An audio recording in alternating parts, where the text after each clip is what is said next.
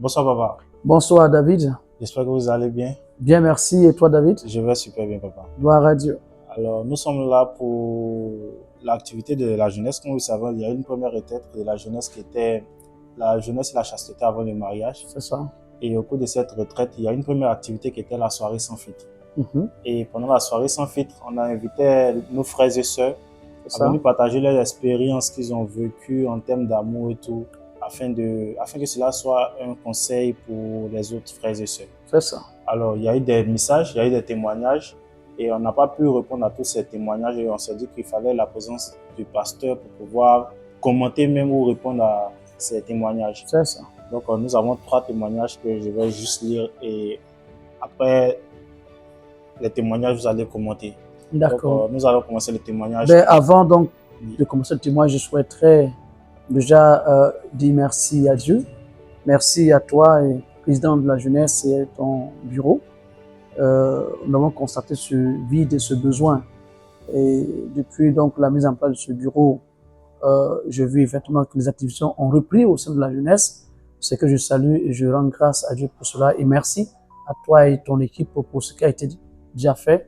Donc, la première partie dont nous travaillons là-dessus aujourd'hui. Merci, papa. On peut y aller. Super.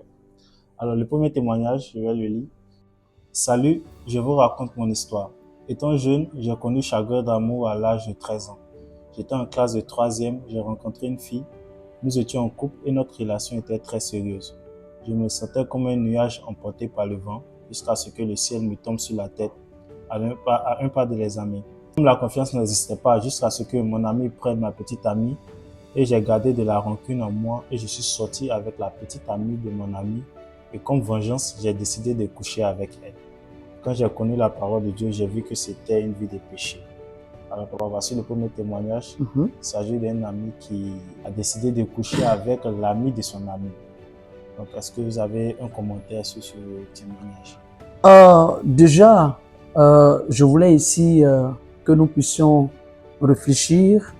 La parole de Dieu est vraie. Je bénis Dieu pour ce jeune homme qui dit à la fin que quand il a connu la parole de Dieu, il s'est rendu compte que c'était une vie du péché.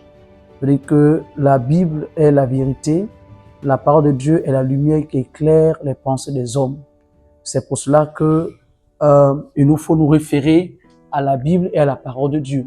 La Bible dit dans le livre de Cantiques des Cantiques, chapitre 8, verset 4, « Ne réveillez pas l'amour avant qu'elle ne s'éveille. » Donc, chaque chose a son temps. Vous voyez déjà à 13 ans, quelqu'un qui parle de chagrin d'amour à 13 ans, là prouve que les mœurs se sont vraiment corrompues. Et quand on est corrompu par le diable, on vit du mal en pire. Déjà, il parle de chagrin d'amour, il a une copine avec qui il vit en couple. Vous imaginez un garçon de 13 ans qui parle de couple, c'est le monde à l'envers. C'est vraiment la désolation et c'est ce que on appellerait donc la parole de Dieu l'interdit, le fruit interdit. Vous voyez, certainement qu'on pourra parler en profondeur plus tard, mais dans ce cycle donc de péché, son ami prend celle qu'il lui appelle donc sa petite amie ou sa femme, et lui pour vengeance va aussi aller sortir avec la petite amie de son ami. Vous voyez que la vraie amitié ne peut pas exister dans le monde sans Christ quand on parle d'amitié. Ça veut dire que dans ce laps de temps, un aurait pu empoisonner un dans cette situation de vie du péché. Que Dieu nous aide. Ce que je peux donner comme conseil, c'est déjà attirer l'attention de tous les jeunes qui sont à cœur de s'attacher à Dieu, ne point reculer, car il n'y a pas de vie ailleurs que dans le Seigneur. Et je profite pour interpeller toutes les personnes qui vivent ce genre de situation à une véritable repentance afin de recevoir la grâce de Dieu et que Dieu visite toutes les personnes concernées pour que tous arrivent aussi à parler comme ce jeune homme qui dit avoir rencontré Dieu et connaître la vérité. Voilà ce que je peux dire. Merci bien, papa. Alors, nous allons passer au témoignage 2. Mon histoire est la suivante. J'étais dans un groupe d'amis où nous étions 6 et vu que j'étais la plus belle, là il s'agit d'une fille, j'étais la plus belle d'après plusieurs garçons. elles ont décidé d'organiser une soirée dans laquelle elles avaient décidé de me donner à des garçons. Il y avait en particulier un garçon qui m'aimait. Du coup, il a remis l'argent à mes amis pour qu'elles me poussent à sortir avec lui. Pourtant, je ne voulais pas. Mais j'ai décidé d'aller à la fête comme ça, alors que je ne savais pas. Je précise que ma maman ne voulait pas, alors que d'habitude, elle acceptait. Un jour, je suis venu à l'église et l'orateur était un pasteur invité qui a pris mon frère après le culte et l'a prévenu. J'ai compris alors beaucoup de choses, surtout que je devais m'éloigner d'elle.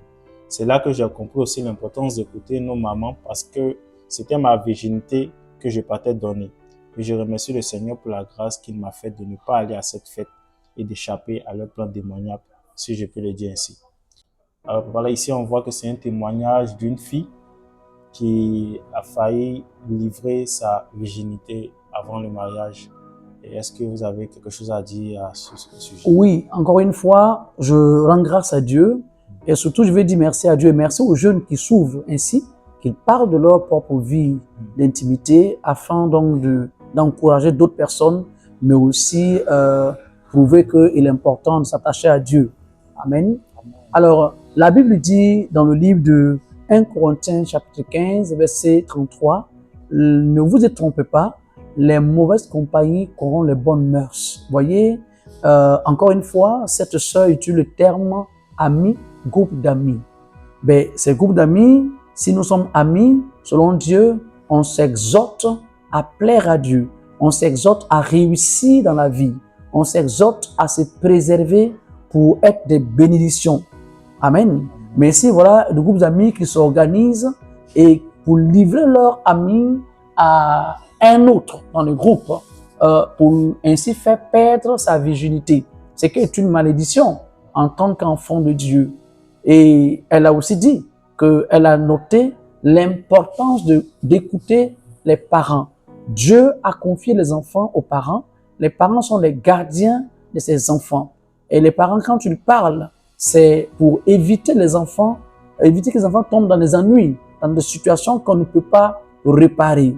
Donc, s'il y a quelque chose à dire, c'est de dire que inviter les jeunes gens à écouter les conseils des parents et de savoir surtout que la véritable amitié se trouve en Christ et non pas ailleurs. Et voyez, dans la Bible, dans la parole de Dieu, lorsque Dieu a mis Adam et Ève dans le jardin, la Bible dit qu'il avait planté toutes sortes d'arbres beaux à voir. Mais il y avait particulièrement dans ce jardin 2 arbres qui sont restés pour nous un mystère. Il y avait l'arbre de la connaissance du bien et l'arbre de la vie. Dieu avait dit que l'homme pouvait manger tous les arbres, sauf l'arbre de la connaissance du bien et du mal. Pour moi, je crois que Dieu voulait qu'un jour, à un moment donné, l'homme allait manger certainement l'arbre de la connaissance du bien et du mal. Mais ce que Dieu voulait, c'est que l'homme mange d'abord l'arbre de la vie. Parce que la vie, c'est la force. La vie permet de vaincre le mal. Voyez, la vie est de Dieu. Dieu voulait que l'homme mange l'arbre de la vie et après il pourrait manger l'arbre de la connaissance du bien et du mal. Alors, ayant la vie qui est le pouvoir de Dieu en lui, il va avoir la capacité de vaincre le mal, même s'il découvrait et connaissait le mal. Et, voyez, quand le diable vient, il n'encourage pas l'homme à manger l'arbre de la vie. Il l'encourage plutôt à manger l'arbre de la connaissance du bien et du mal, qui est donc une désobéissance. L'homme mange, effectivement, il découvre le mal et le bien, mais il manque en lui la capacité de faire le bien. Il lui manque de force de dominer le mal. C'est pourquoi l'apôtre Paul dit, le bien que je veux faire, je n'y arrive pas. Le mal que je ne veux pas, c'est ce que je fais. Parce que justement, à la source, l'homme n'avait pas la force, n'avait pas la vie en lui. C'est pour cela que quand les enfants commencent avec la sexualité avant le temps, ils deviennent des personnes ratées. Une vie sexuelle précoce n'est pas bon du tout. Ça entraîne les gens dans des difficultés et spirituellement parlant, mais dans les maladies parfois physiquement parlant. Voyez un peu.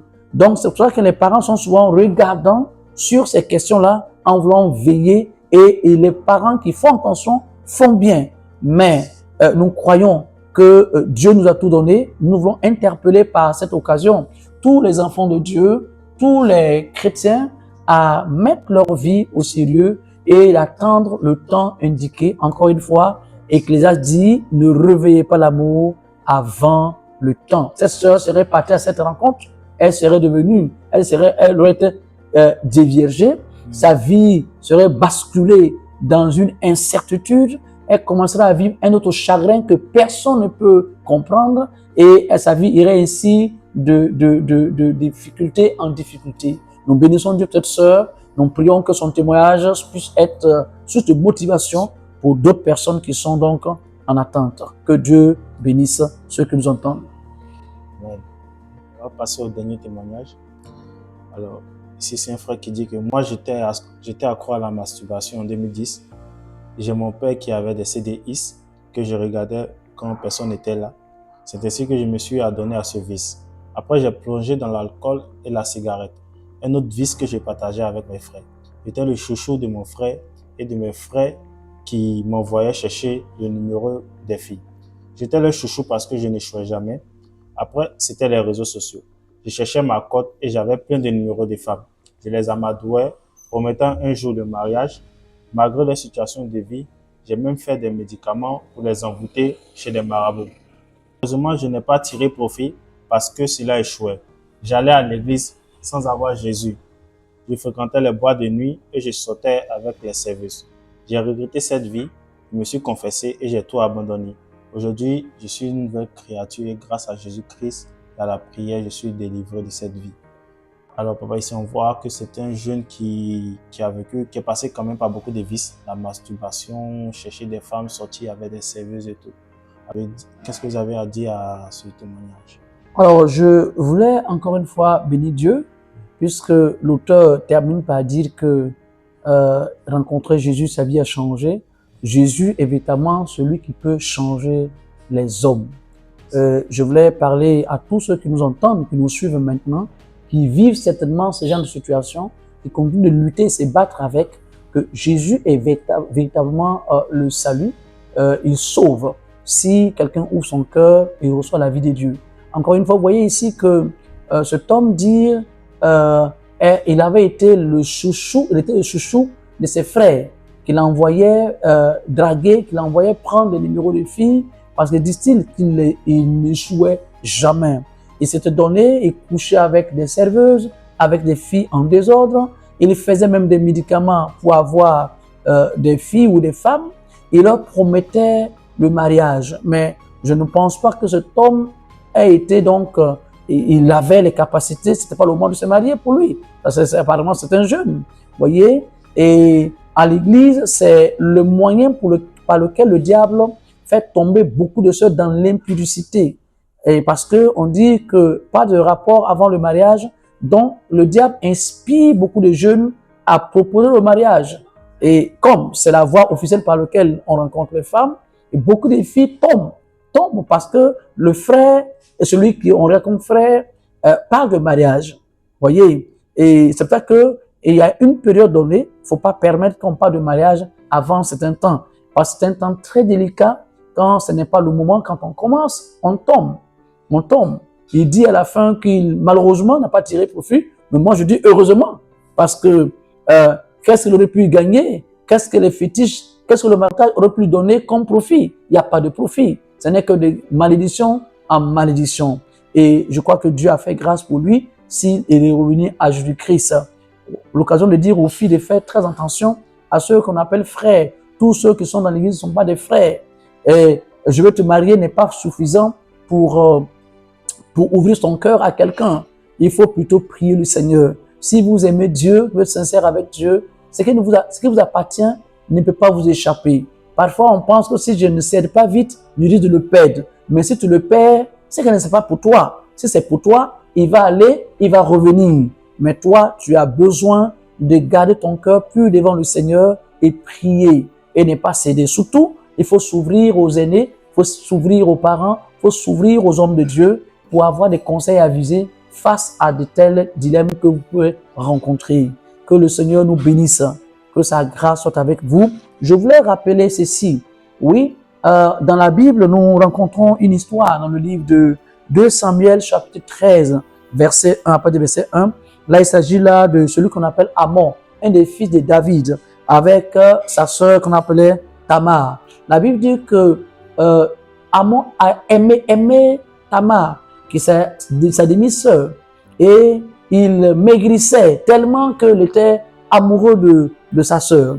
Et il avait aussi un ami qui n'était pas forcément donc un frère en Christ, je veux dire, en guillemets, il s'appelait Jonadab. Jonadab demande à son frère Amon, mais pourquoi tu maigris?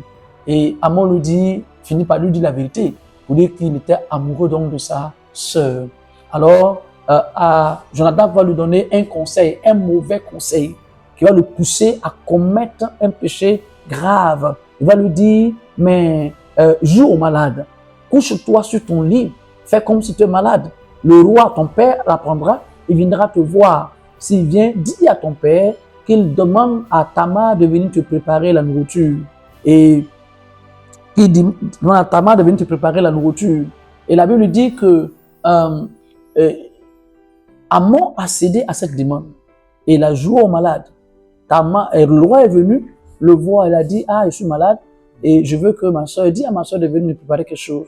Elle est venue et elle a préparé et il a demandé à sa soeur de faire sortir tout le monde de la maison. Il a fait sortir tout le monde de la maison et lui dit, bon, viens, serre-moi.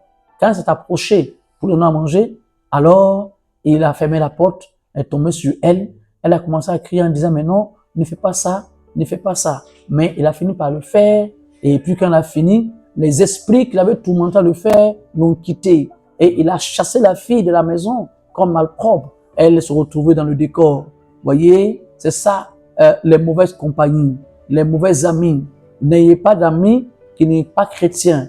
Ayez des amis qui puissent vous encourager à faire du bien. Parlez avec ceux qui peuvent vous encourager à manger l'arbre de la vie et non l'arbre de la connaissance du bien et du mal. Ce que Dieu nous enseigne, c'est sa parole. Et Dieu, la parole de Dieu est remplie de promesses, est remplie donc des ordres de Dieu pour nous. Le diable ne nous encourage jamais à mettre en pratique la parole de Dieu, mais il y a toujours des propositions pour nous aider à nous cacher au péché. Et cela nous éloigne de Dieu et de la grâce que Dieu a destinée à notre vie. Je voulais saisir l'occasion pour terminer, dire merci au bureau de la jeunesse, au président Diolo David et à tout son bureau. Merci pour l'activité qui a déjà eu lieu. J'encourage la jeunesse à travailler dans la sanctification, dans la pureté, parce que notre Dieu qui nous a appelés est pur. Surtout, ne réveillez pas l'amour avant le temps. Cantique chapitre 8, verset 4. Que Dieu vous bénisse et bonne suite. À très bientôt. Merci beaucoup. Vive la jeunesse, vive l'Église promise. Au nom de Jésus. Amen.